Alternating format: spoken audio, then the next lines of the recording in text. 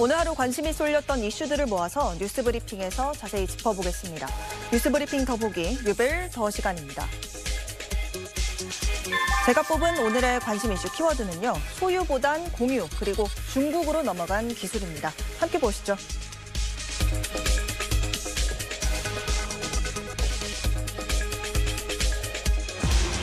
고물가로 사람들 지갑이 얇아지면서 올해 새 차 사는 사람들이 크게 줄었습니다. 11년 만에 가장 적었을 정도라고 하는데요. 특히 2030 젊은 층에서 이런 경향이 뚜렷하게 나타났습니다.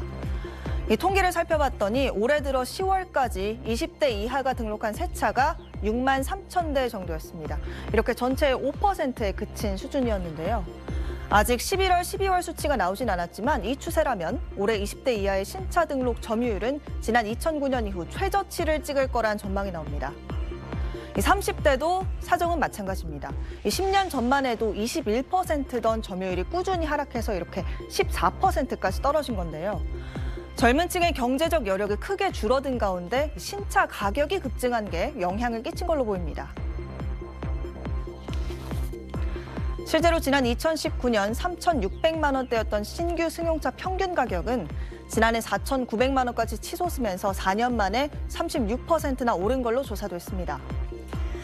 그래서 그나마 가격 부담이 상대적으로 덜한 중고차로 눈을 돌리는 젊은 층도 많은데요. 올해 10월까지 중고차 실거래 대수에서 20대와 30대의 비중은 각각 8%와 20%로 신차 등록 대비 높았습니다. 한편 이 자동차를 필수품으로 여기지 않는 사람도 많아졌습니다. 수도권의 경우 굳이 자동차를 사지 않아도 될 정도로 이 대중교통이 잘 발달한 것도 있고요. 또 차량 공유, 이른바 카쉐어링에 대한 수요가 커진 건데요.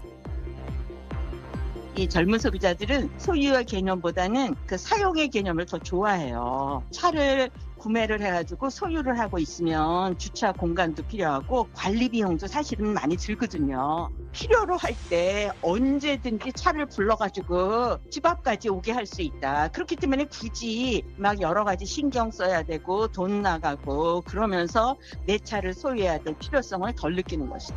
차를 구매하는 거가 아마 이제 점점 감소될 걸로 생각이 듭니다. 실제로 올해 한 차량 공유 플랫폼에는 지난 8월 이후 1년 만에 100만 명에 가까운 신규 회원이 몰렸는데 이 가운데 2030의 비율이 60%를 차지하는 걸로 나타났습니다. 오늘 하루 관심이 쏠렸던 이슈들을 모아서 뉴스브리핑에서 자세히 짚어보겠습니다. 뉴스브리핑 더보기 뉴빌 더 시간입니다.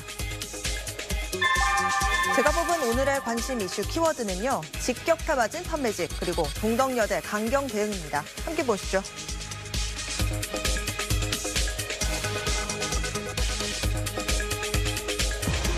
최근 사람들의 지갑이 닫히면서 가게나 회사에서 일하는 판매직 종사자들이 위기에 내몰렸습니다. 특히 20대 청년층이 직격탄을 맞고 있는데요. 올해 들어 지난달까지 월 평균 판매직 종사자는 지난해 같은 기간보다 11만 명이나 줄어들었습니다. 사실 최근 몇 년간 최저임금이 오르고 키오스크가 많아지면서 판매직 일자리가 꾸준히 감소해오긴 했지만 이 정도로 많이 줄어든 건 2020년, 2021년 이후로 처음인데요. 고금리 고물가의 내수 부진이 심각해지면서 가게들이 폐업에 내몰리던 코로나 때만큼 상황이 안 좋아진 겁니다. 특히 청년들에게 더 혹독했습니다. 올해 줄어든 판매직의 절반가량이 20대 이하 청년층이었던 겁니다.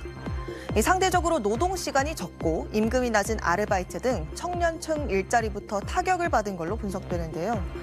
이런 상황에서 정부의 올해 고용 목표 달성도 사실상 어려울 거란 평가까지 나옵니다.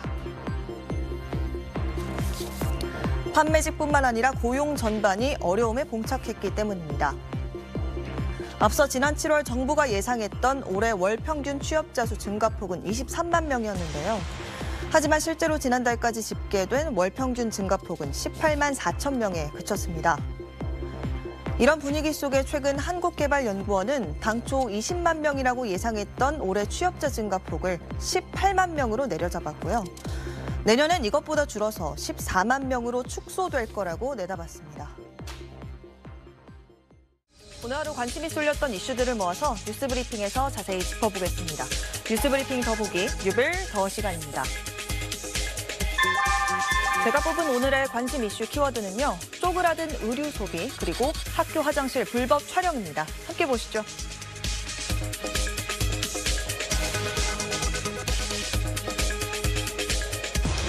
경기 불황이 이어지면서 내수시장엔 찬바람이 쌩쌩 불고 있습니다.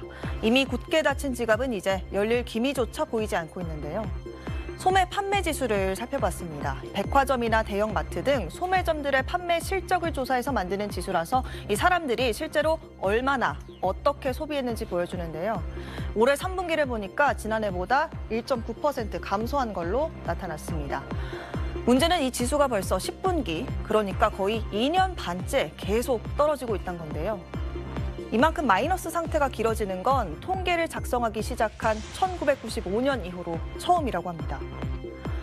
사람들이 구체적으로 어떤 품목에서 씀씀이를 줄였나 봤는데요. 가전제품처럼 고가의 내구재 수요가 떨어진 것도 컸지만 특히 눈에 띄는 부분이 바로 옷에 쓰는 돈을 줄인 경우가 많아졌다는 겁니다. 의류 등 준내구재 판매 지수가 지난해 같은 기간 대비 이렇게 4.7% 감소한 걸로 나타난 건데요.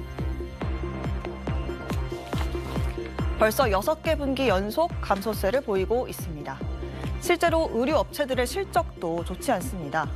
올 3분기 삼성물산 패션 부문의 매출과 영업이익은 지난해보다 각각 5%, 36% 줄었고요. 영업이익만 따지면 같은 기간 한섬은 31%, 신세계 인터내셔널도 65%나 줄었습니다. 보통 경기가 안 좋아지면 소비자들이 가장 먼저 지갑을 닫는 대표적인 품목 중 하나가 의류라고 하는데요.